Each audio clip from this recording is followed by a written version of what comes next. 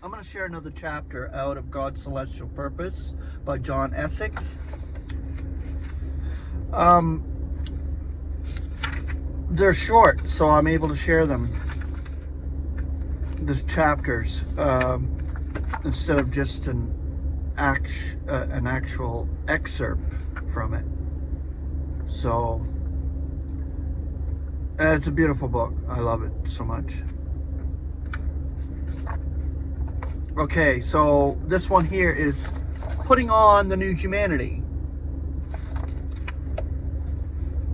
Starts in Ephesians chapter 4, verses 20 through 25.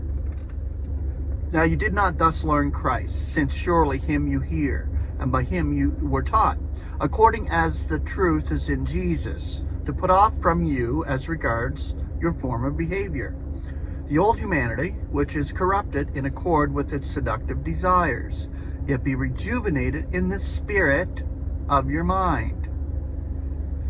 And to put on the new humanity, which is in accord with God, is being created in righteousness and benignity of the truth. Wherefore, putting off the false, let each be speaking the truth with his associate.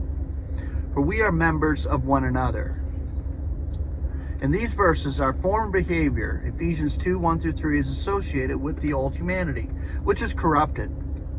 And this is contrasted with the new humanity, which is in accord with God, is being created in righteousness and benignity of the truth. This is concise. This is a concise statement. For a more detailed explanation, read the whole of Romans 6. And remember also that if anyone is in Christ, there's a new creation. The primitive passed by. Lo, there has come new. 2 Corinthians 5:17. The record of the creation of humanity is in Genesis 1, 26 through 28. But in these verses, there is no suggestion of soulishness in sin. Soulishness or sin. We submit that God had in mind the new humanity headed up in his Christ, even when he was creating the first. It is in Genesis 2:7 that we learn that man was formed, not created, formed from the soil of the ground and became a living soul. And it is in Genesis 3 that we find the sinful consequence of this. But taking the long view, the old humanity was necessary to bring Christ to the cross and also to educate creation, including ourselves, to appreciate the grievous effects of disobedience to God. But the old humanity must eventually be superseded by the new. And in our case, this should already be happening. The new is being created in righteousness and is pushing out the old. The process is already taking place, especially of believers. As Paul wrote to the Philippians, God is operating in us to will as well as to work for the sake of his delight. Philippians 2:13. The chapter in Ephesians finds a counterpart in Colossians, where we read, "Deaden then your members that are on the earth, prostitution, uncleanness, passion, evil desire, and greed, which is idolatry, because of which the indignation of God is coming on the sons of stubbornness, among whom you also once walked, when you lived in these things. Yet now you also be putting away all these, anger, fury, malice, calumny, obscenity out of your mouth. Do not lie to one another, stripping off the old humanity and its practices and putting on the young, which is being renewed into recognition to accord with the image of the one who creates it, wherein there is no Greek and Jew, circumcision and uncircumcision, barbarian, Scythian, slave, free man, but all and in all is Christ." Colossians 3:5 through 11. In both Ephesians and Colossians, the new or young humanity is described as a creation. In other words, there's no way in which the old humanity can grow into the new. The old must be completely passed by, 2 Corinthians 5:17, before there can come new. In no way may the new be contaminated by the old. In God's sight, the old was crucified with Christ, Romans 6:6. It is not resurrected, but replaced. You can't resurrect the old humanity. The new creation is created in righteousness and benignity of the truth. The word benignity is not one that is commonly used in conversation. Turn off the vehicle, sorry. Though its roots, benign, occurs more often. Sometimes it is used in the connection with cancerous growths, which are not malignant. Benign is defined in the dictionary as gracious, kindly, of a mild type, and benignity as goodness of disposition, kindness, graciousness. In the Authorized Version, the Greek word hosistos is translated holiness. Here in Luke 1:75. But the usual Greek word for holiness is quite different. Hegesmos. The keyword concordance suggests that the Greek root hosion seems from its Hebrew equivalent to combine the thoughts of merciful, kind, and bountiful. To attach these meanings to the new humanity seems very appropriate and justifies the use of the word benignity in the Concordant Version. We notice both in Ephesians and in Colossians the emphasis that is placed on the truth. In Ephesians, it is that the new humanity is being created in the benignity of the truth.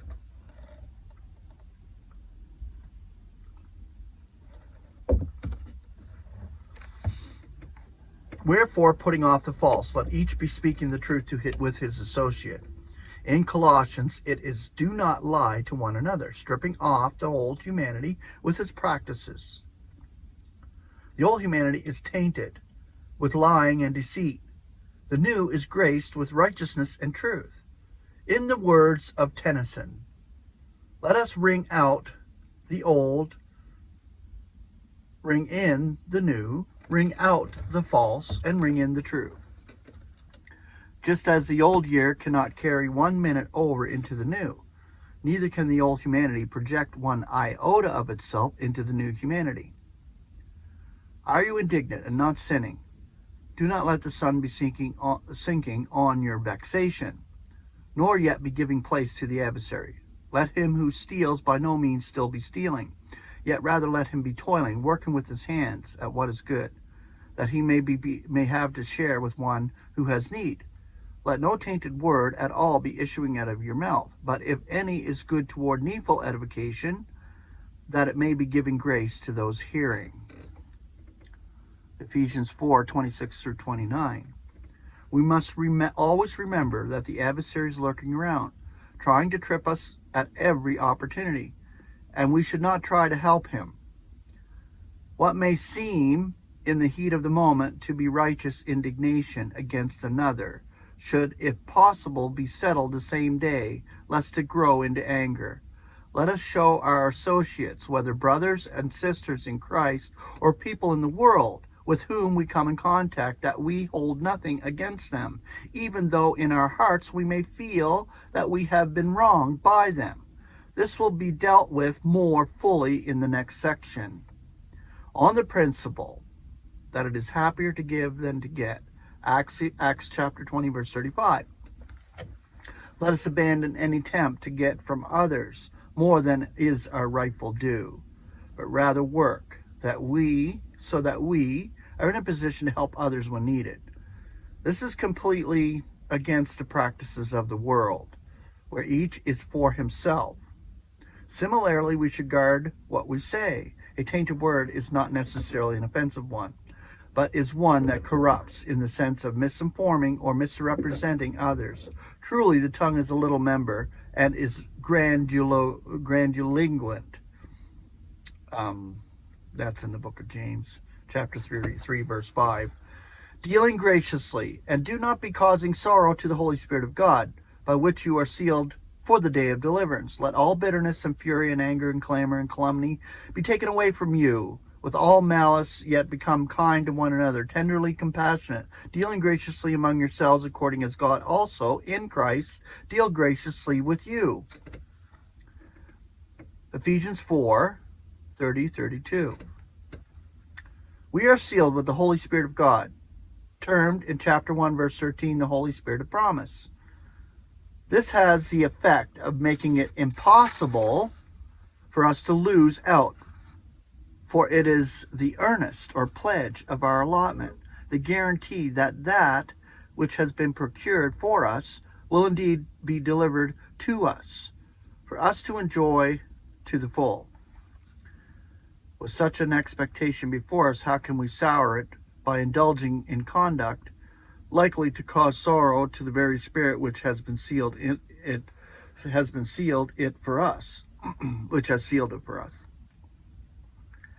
May these worldly qualities of bitterness, fury, anger, clamor, calumny, and malice be taken from us.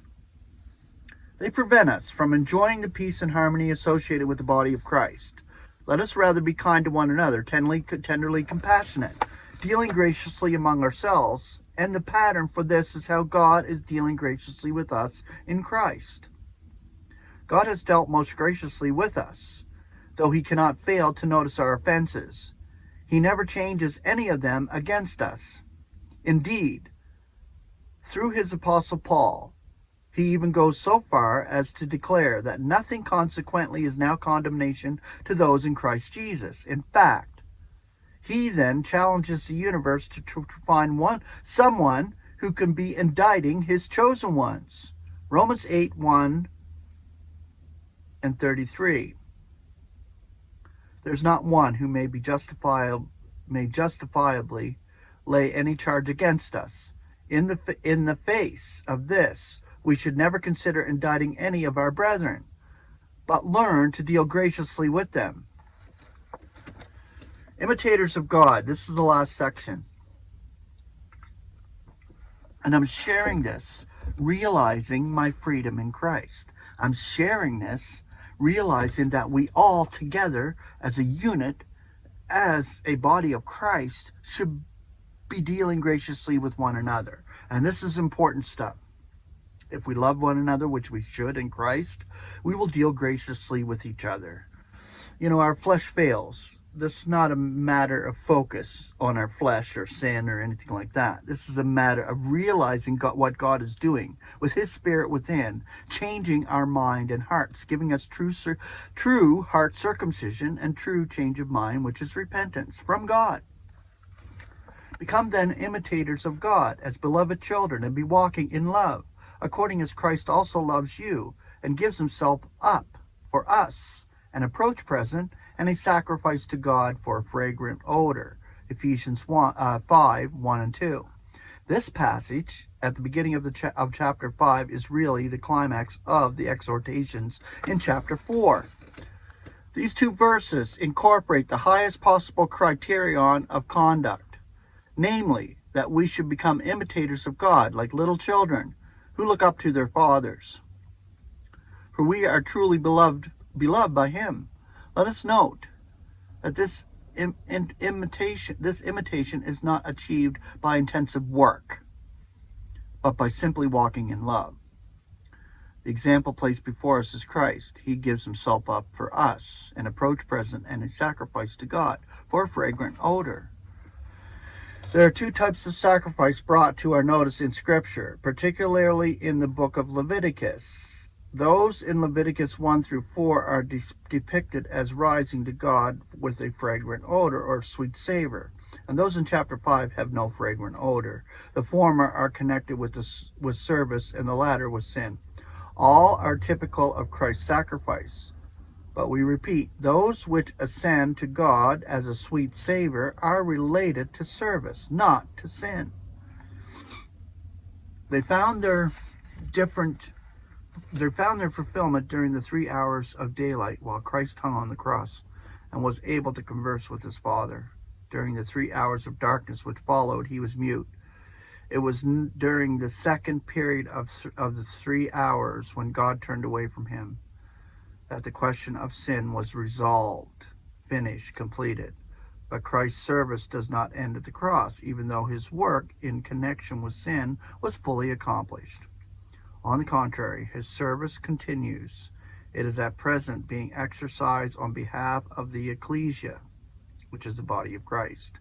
In Romans 8:34, he is portrayed as being at God's right hand, pleading for our sakes. Our response to this should be in line with Romans 12:1 and 2, where Paul says, I am entreating you then, brethren, by the pities of God, to present your bodies a sacrifice, living holy, well-pleasing to God, your logical divine service, and not to be configured to this eon, but to be transformed by the renewing of your mind, true repentance that God gives, for you to be testing what is the will of God, good and well-pleasing and mature. This entreaty was made before Paul had revealed the celestial nature of our allotment. If that, when then our logical divine service, how much rather should we be willing to offer it in the light of the latter and greater revelation of Ephesians 4 and 5. That's just so beautiful, because you see what God is doing. He is transforming each member of the body of Christ at the pace that each member of the body of Christ is being changed. Their heart and mind, through experience.